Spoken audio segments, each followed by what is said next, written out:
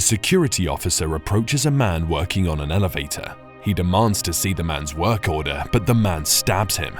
A few floors down, several people get into an elevator. Suddenly, the elevator crashes and halts. Lieutenant Herb McMahon assembles his team in the lobby. It turns out that a man has called the LAPD and demands a $3 million ransom, or he'll blow the emergency brakes holding the elevator. Mac sends two of his agents, friends Harry Temple and Jack Traven, to assess the situation. The two have a pop quiz regarding a hostage situation. Jack feels that the bomber will still blow up the elevator when he gets the ransom. He comes up with a plan to attach the elevator to a nearby crane. The two get to work with 6 minutes left on the timer the bomb had given.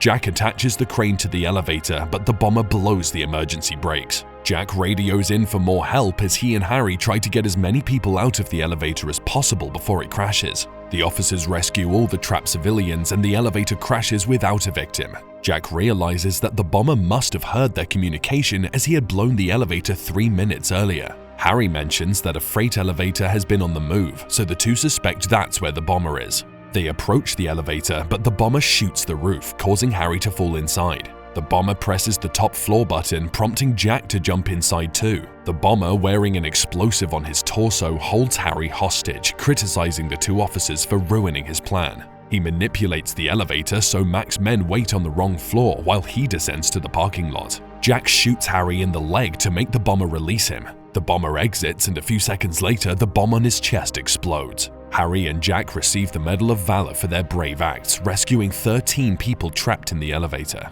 They celebrate their victory at a bar with their colleagues. A drunk Harry asks Jack to be cautious of following his gut since he won't always be there to rescue him. The following day, Jack talks with a bus driver friend at a coffee shop. The driver gets into his bus, and a few seconds later, a loud echo rings. Jack runs towards the burning bus, but he can do little to save his friend. To his horror, he learns that the bomber never died as assumed. He tells Jack that he had spent 2 years planning the elevator job, so he had a getaway plan. He mocks Jack by giving him a pop quiz and says he's planted another bomb on another mass transit bus 2525. He wants $3.7 million by 11, or he'll blow up the bus. The bomb will arm when the driver reaches 50 miles an hour and detonate if the driver goes below 50 miles. The bomber says that any attempt to exit the bus will kill everyone. Jack gets into his car and drives towards the bus. The said bus driver, Sam Silver, picks up Annie Porter, who has to use the bus after her driver's license got revoked for overspeeding. Annie changes seats when a tourist keeps talking, but everyone's attention is soon drawn to a frantic Jack. He asks Sam to stop the bus, but instead Sam speeds up. He crosses 50 miles an hour and the bomb arms. Desperate, Jack carjacks a car and chases after the bus. He tries talking to Sam, but the wind distorts his words. He has the stolen car's owner write "bomb on bus" on a paper and show it to Sam.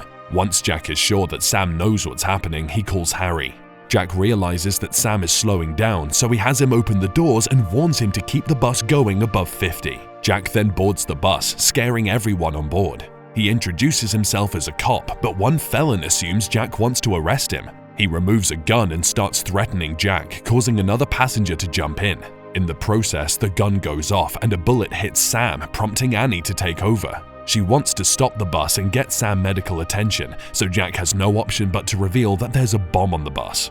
Meanwhile, Mac and his men take a helicopter to the bus's location, leaving Harry to update him on things as they transpire. News about the bomb on the bus is broadcast on local TV channels. Jack peeps under the bus and relays details on how the bomb looks to Harry. He's bothered by a cheap gold watch set as a timer. He soon figures out that the bomber must have worked in the police service since only they get cheap watches after retirement. Meanwhile, the bus encounters a traffic jam, causing Annie to drive on the side road and hit too many cars. She freaks out when she hits a carrier, but is relieved when the carrier has lots of cans, not a baby. Mac tries his best to help Jack maneuver through the city, but it's proving challenging. Eventually, Mac leads Jack onto a newly constructed freeway with no traffic. Annie asks why the bomber has targeted them, and Jack explains what had happened earlier and how this is all a game to the bomber. Mac and his men get on a flatbed trailer and advance the bus, hoping to get some passengers off. However, Jack reminds them of the rules. The bomber, who is following anything on the news, calls Jack.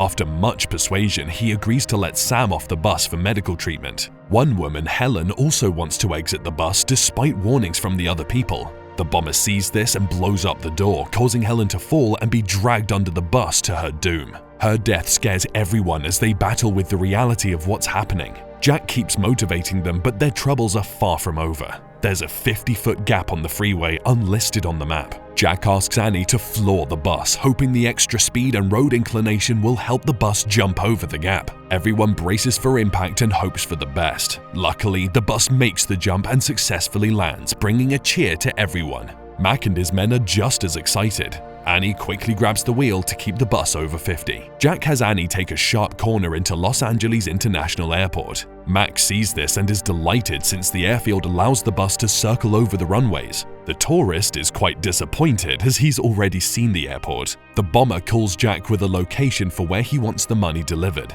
Jack asks to be let off the bus so he can communicate with the bosses and asks that they release the money. The bomber agrees to let him off. Jack reconvenes with Mac and plans to disarm the bomb with Harry's assistance. Jack goes under the bus on a towed sled. Just then, an officer finds the bomber's identity. Howard Payne was an Atlanta PD bomb squad officer who lost a finger on a mission. Now he wants to get the pension he's owed. Harry asks Jack to abandon the mission as they have Howard's address. Unfortunately, some debris causes Jack to lose his footing, so he has to hold on to the fuel tank to avoid being run over. The passengers unscrew the bus floor to grab and bring him back on board. Harry and his men get to Howard's house. Unfortunately, Harry realizes this to be a trap as a bomb goes off, killing everyone. Jack gets a call from Harry, but is devastated when Howard speaks from the other end. Howard explains what has happened and warns Jack against breaking the rules. Jack flies into a rage, believing they're doomed, but Annie calms him down. Suddenly, Jack sees Annie's varsity sweater. He remembers Howard calling Annie Wildcat and realizes he's been watching the bus. Using Mac's help, Jack loops the camera's recording, allowing the team to evacuate everyone on the bus as the fuel is quickly running out. Annie and Jack escape through the floor access panel. The bus continues moving, but when it reaches below 50, it detonates, taking a Boeing 707 cargo plane. Jack reunites with Mac, but Howard calls, asking to get his money. Jack takes advantage of Howard's ignorance of the bombing and plans to ambush and arrest him. The money is delivered to the location. Howard sees the drop, but soon locates several police officers waiting for him. He looks at the bus's camera, realizing the loop.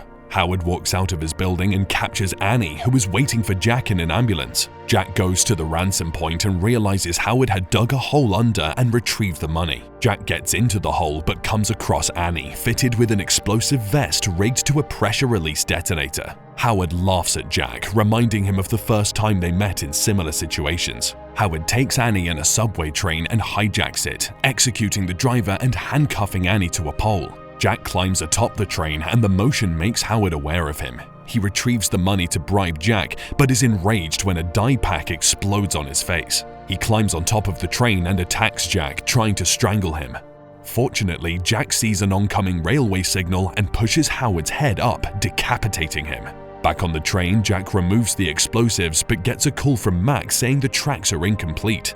He has no keys to unlock Annie's hands and the pole is inbuilt. Refusing to abandon Annie, Jack accelerates the train and hugs her as they wait for whatever lies ahead. The train jumps over the tracks and crashes into a construction site, bursting onto Hollywood Boulevard. People gather around and watch in amazement as Jack and Annie share a kiss. Do leave a comment telling us your favorite part of the movie. Hit the like button, subscribe to our channel, and hit the notification bell so you don't miss the next recap. Until next time folks, take care and goodbye.